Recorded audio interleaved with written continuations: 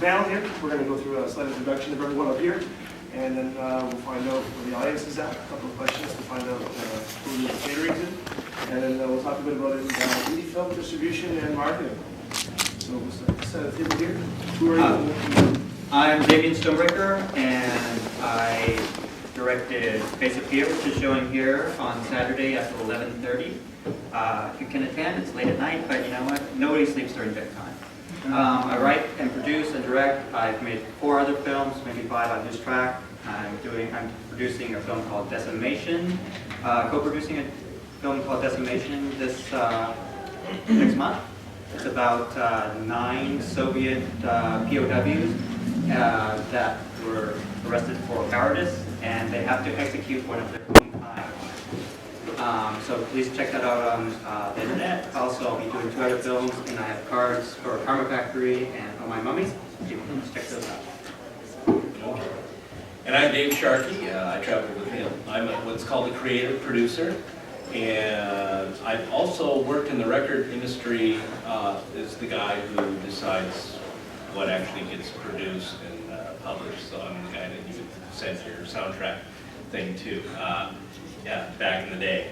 We're out of Seattle. We have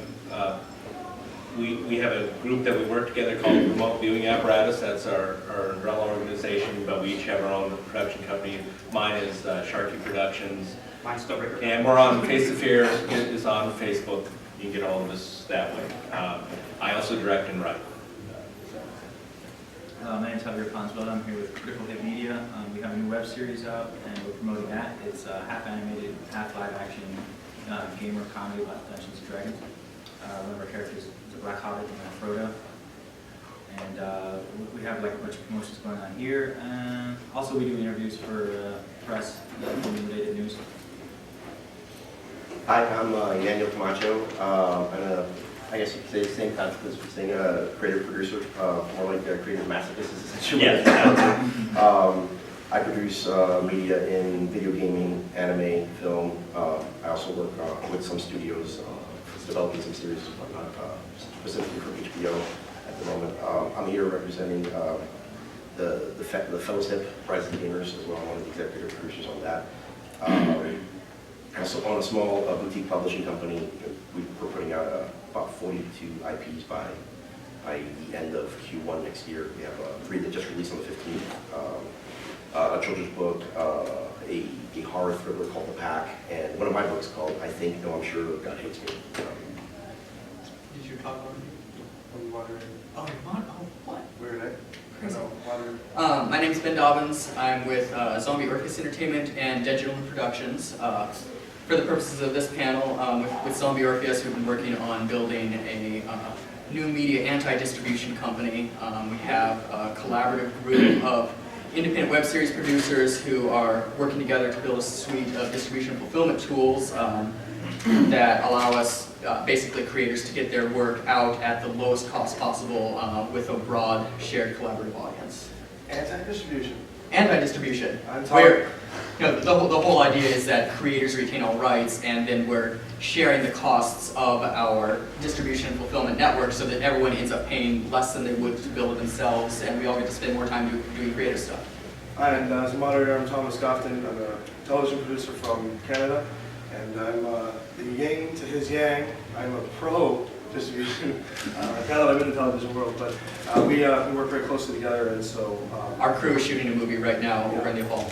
so, but yeah, no. Anyways, so I have an interesting perspective on distribution, coming from a web series background, and having my web series picked up for TV, and now in the broadcast world, being given funding to go and acquire rights for shows. I'm actually here on quite an interesting quest, getting game rights. And it's interesting when you go to bigger companies and say, I'm looking for game rights for a Superman belt, and they go, and I'm like, I have money. And they go, okay, let's talk. So that's what I do. And so hopefully moderating this panel will have a lot of interesting perspectives from distribution and marketing and on the indie side. I don't really represent the indie side anymore, but I definitely have come from the indie side, and I want to... You can slum it for a day. I'm not slumming it. I love the indie side. I have no rights anymore. My show is Yes Your Honor, No Your Honor, being ripped apart, but definitely losing my rights. But hey, whatever. I have a mortgage. Okay, so moving on. So I guess the first thing we can talk about is we get to know a bit of the audience here. Do we have series producers or series filmmakers in the audience here? Show of hands. No? Yeah. Do we have people that have already made something? Yeah, do we have people that are trying to make something or are looking forward to figure out how to make something? The marketing side of things, everybody here having some problems with marketing? Trying to figure out some new tactics? Yeah? Loaded questions, obviously. So one of the things I think we can do is start off with opening a question here with everyone and sort of just free for all, and that is, so, you know, distribution is a very interesting ball of worms to deal with. I mean, you have traditional methods, old school methods. Now with the internet, now we have all kinds of new anti-methods, innovative methods. And so, give us a bit of experience. Tell us a bit about, what you found as your experience trying to get out there in the distribution and marketing. It's very broad, but we'll get into it. We'll focus into it because we're all going to start to just jump on each other's points, and it's going to turn into a free-for-all. And then hold your questions, and we'll get to the questions at the end. But talk a bit about your experiences in distribution and in marketing for your particular projects. Anyone? Well, let me just say one thing. It's like, I started 30 years ago, and back when we were using razor blades and glue pots to put our films together. Then it was just distribution. Now it's distribution and marketing. Yeah. Okay, and there's a reason why they're together. Okay, and the other thing is, your only option back then was celluloid. And so I really appreciate your comment about the gaming, because as a producer, one of the things I would share with you is a product. What you have is a product. I mean, you're probably thinking of it as a DVD, as a movie, as a web series, whatever. It's a product. Now when you're into distribution, you've got your product, what we call in the can. Now what we're talking about is the whole decision and how you go about distributing that and what modality you put it in. Is each one of those is a cash cow for you. You're getting more money. So that's kind of where you start as a producer, saying, okay, I've got this thing I've made, I like it, I think other people will like it. Should it be a web series? Should it be a DVD? Should it be in the movie theater? Should it be whatever? The answer is yes. But you want to focus. The difference, I think, now between 30 years ago is you focus. Okay, you need to know what is your demographic, what is your niche, what temp poles, and if you don't know what temp poles, I'll explain it. You need to know who you're doing it to, and you can actually make more money doing a small release than you can doing a targeted release than you can do on a wide release, which is the way everything used to be. And then if it bombed, oh, you're done. So we're talking a bit about a small release. What in your opinion, what is a small release? I mean, like a small release to me could be launching a DVD here at Gen Con and just hoping people come by. I think he means like a small market release. Like you have a targeted, like this is who I want to watch my movie or my web series or my show. Clarify. Awesome. So small releasing. Talk about it. Yeah. Well, Go the 10,000 units versus, you sell 8,000 of those versus, 100,000 units, you sell 8,000. You're going to make a profit. How do you get that out to the population? Yeah, that's the hard part, the marketing part. Well, let me offer a thought there, because this is something that we've been putting a lot of work into. And from our perspective with Zombie Orpheus, we basically say distribution is marketing. Mm-hmm. And the kind of big conceptual shift with us was saying we're no longer in the business of selling units. We're in the business of creating a sustainable fan base. And what that allows us to do is basically, instead of saying we need to create artificial scarcity on the internet, which is impossible, because the internet can make perfect infinite copies of your work, our approach is put it out everywhere, let people copy it, do a Creative Commons license, send it everywhere, because the goal is not to get people to pay for the units, the goal is to get people to say, I want more, let me put some money in to support that. About that. Yeah.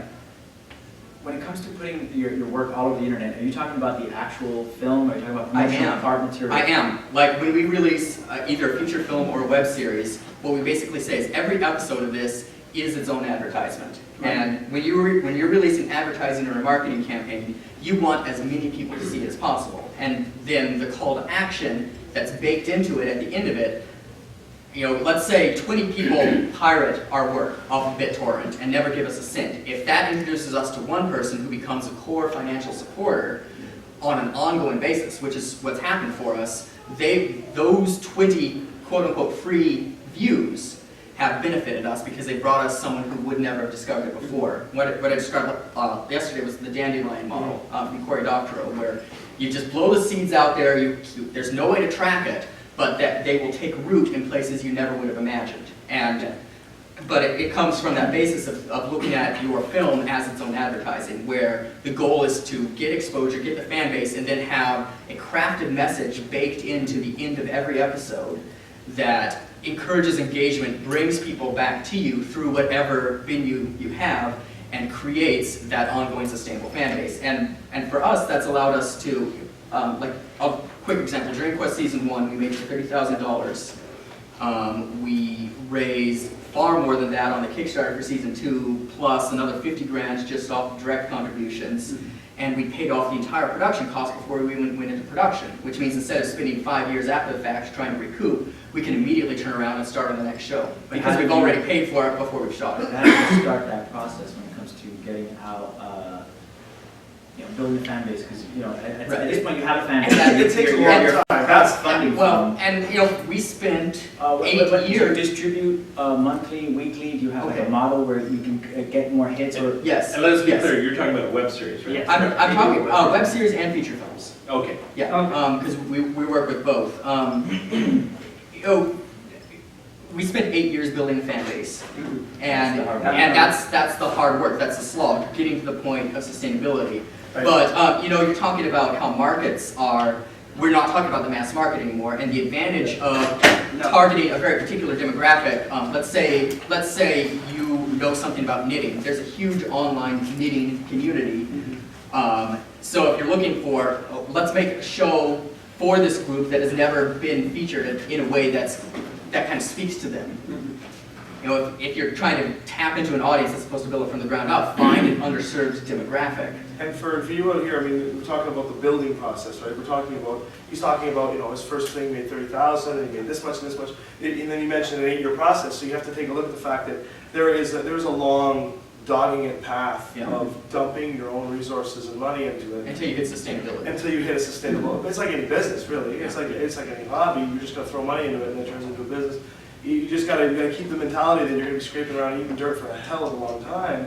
But as long as you can just persevere and get through it, then I think that you'll reach that you'll get through the asteroid field. You'll be smooth sailing again, just don't crash, right? I'll kind of do a run back to one of the part of the question in terms of small versus large. What would you consider small or large? There's a lot of synonymous scenarios when it comes to this between the publishing and the independent film world, especially when you're dealing with selling or printing DVDs, Blu-rays, however, whatever it is that you're essentially producing. Even in music, if you're doing CDs and self-producing your own work, where if you're dealing with small, you're probably dealing with small based on whatever budget you're working with. Essentially, produce the material, sell it, get some of your operating capital back, and then possibly make a small profit. And usually, that small profit is going to go towards the next scenario, which I'll mention. So, like in terms of small, you might do, let's say, for example, like a lot of independent film guys, they'll do convention circuits, whether they're film festivals or fan-specific, like you mentioned, like specific niche, specific target audiences, depending on whatever it is you make. Like exactly like this. Gen Con is the target audience. Absolutely. So obviously here the underlying factor is gaming. So in some way, shape, or form, there's either something involved in gaming that obviously you're trying to reach this specific audience, which is the golden target up to what we're still now. It's still 15 to 24 male. So you might do 100 DVDs per event if that's going to cover your cost of travel, if that's going to cover your cost of a booth, if that's going to cover your cost of marketing, like producing. micro-publishing. Yeah, exactly. The same exact thing in terms of micro-publishing or the print-on-demand concept. Exact same thing. And that's where you start. Exactly, that's where you start. Your crawl. Exactly, and by doing that, you're essentially reaching out to an audience, but now your markets are dependent on either word of mouth or specifically going to those markets and directly selling that product. Now, if it's web media, your market is essentially the internet. That could be anywhere, and like you said, it's really hard to track, and it's very, very difficult to create metrics against something like that.